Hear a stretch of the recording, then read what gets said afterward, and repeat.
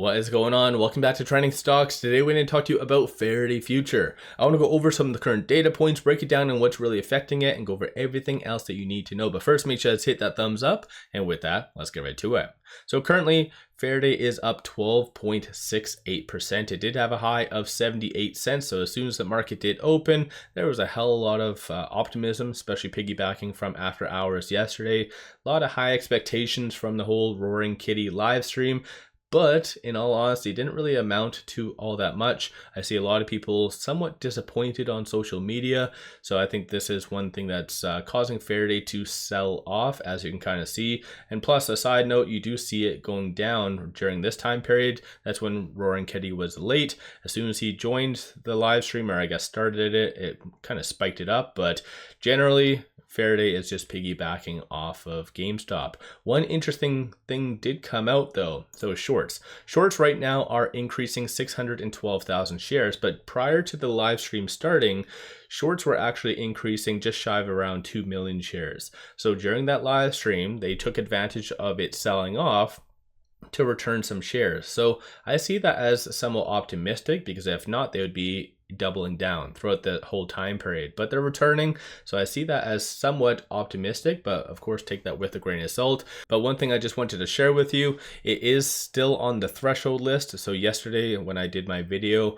I guess Ortex did remove it. So maybe it was off the threshold list momentarily at that stage or something, but this is what I was talking about, it being on the threshold list. So in reality, the SEC should be doing something, but most likely nothing is going to amount to it being on the threshold list since May the 9th. I believe that's been the first day. Cost to borrow average is 13.5, and then utilization is 94.43%. So still, like I said, I just wanted to bring this up because I found it very interesting, the fact that shorts returned during Roaring Kitty's live stream. Today, there has been no actual news itself, no SEC filings. There was a third video that just came out. So I want to play this for you and break it down on what it does truly mean. So without further ado, let's get into it. Hi, Matthias. How are you doing? Good to see you. Yeah. 𝗖𝗢𝗡, we're going to deliver an FF91 2.0 to a new user. It's been quite a journey. Your short video yesterday gained a lot of attention, and today we're sharing some thoughts on the company, next steps with everyone. Thank you, Matthias. Through our joint efforts with the team, we continue to persevere. Yeah, being able.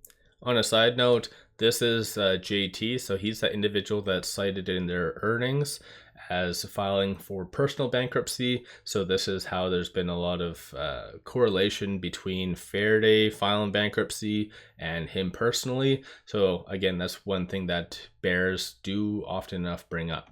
Able to stand side by side with you in this battle is something I'm really proud and honored of. The upcoming delivery of this new vehicle not only makes our connection with our first retail investor user, but more importantly, it signifies the restart of the second phase of FF91 delivery, the SOD2. As long as we are able to raise future funds for the parts needed, we will strive to deliver one new vehicle per month before we secure larger scale strategic investment. Yeah, due to the shortage of funds to purchase the parts, we haven't delivered any vehicle for 4 months. Restarting deliveries might seem like a very small matter for many mature companies, but for FF at this stage, it's a very important milestone, and it might even be a turning point for the company. Indeed. I've been with FF for 8 years, and in my opinion, this has been the toughest time yet, but we continue to push through. Thank you, Matthias. I really appreciate your commitment and contribution. I know, 𝗖𝗢𝗡, you have a lot of supporters and fans in China. Okay, so I just have to stop it here. I'll play the rest, but this is one thing. I did watch this video like 2 times, and this bothers me. If you see, they have no eye contact. He is looking over here, and he is looking here. There is clearly a script.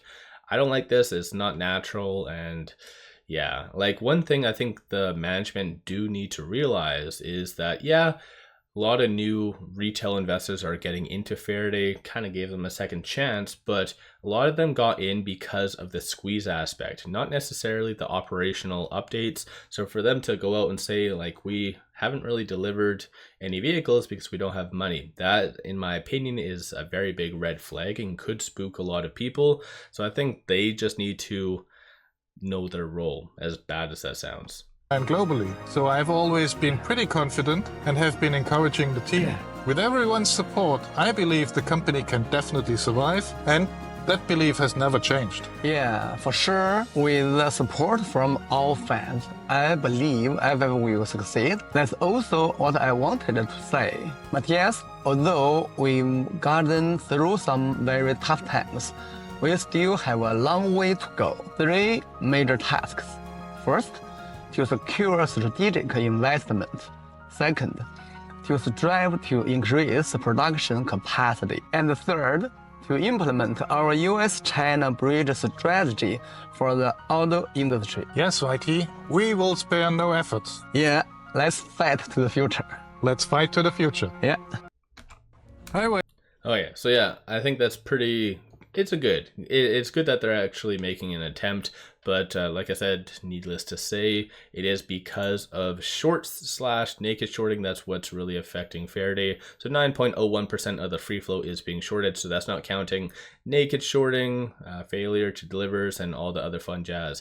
As I pointed out in previous videos, the options activity is signaling that at least there might be a second run, so there's a lot of call options being purchased, 70,000 at the $1 strike price for the next several weeks. So 70,000 at for this Friday, expiring today in basically like 2.5 hours, June the 14th, and then June the 21st. So again, something to keep in mind. Looking at the open interest though, this is where if Faraday is able to close above $1, then you'll see a nice little gamma squeeze associated to that. But even if it does close above 50 cents, I still think that's relatively good. 17,000 in open interest for that. And yeah, I think just once Faraday does get a little bit of positive momentum, this is where it will easily go up, as what has proven in the past. But like I said, you do need a lot of capital to get in. Today, there is a lot of capital right now. So about 371.73 million shares being traded, 346 is the average. So let me know your thoughts on Faraday. Give yourself a shout out if you have been buying, if you've been selling, what have you been doing with Faraday? One final thing, take advantage of this promo. Simply sign up for a new account, throw $100 at it, and they give you 5 free stocks. Each stock is valued up to $2,000. Kick-ass deal. Link in the description below and also the comments. With all that said, appreciate all of you watching.